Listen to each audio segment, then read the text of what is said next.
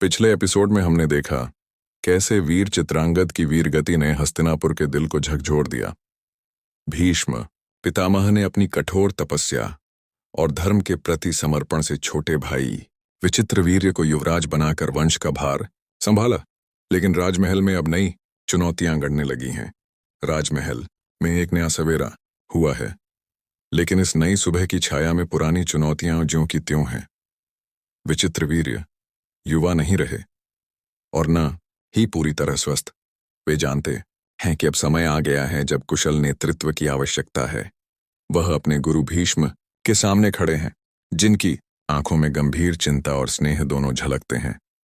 भीष्म, जो सदैव पक्षपात रहित धर्म की रक्षा के लिए तैयार रहते हैं, विचित्रवीर्य को समझाते हैं, राज्य की भलाई के लिए तुम्हें न केवल वीर होना होगा, बल्कि न्यायप्रिय और दूरदर्शी भी।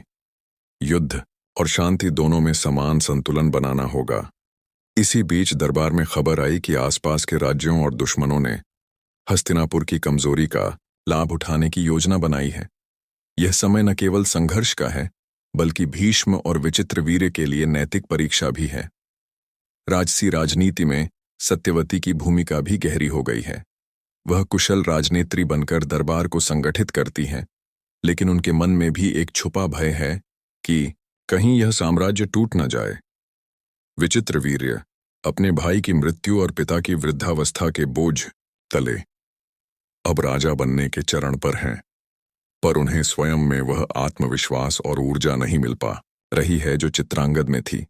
उनको भीष्म की मार्गदर्शना की जरूरत है, जो हर संकट में उनका सहारा बनी रहे।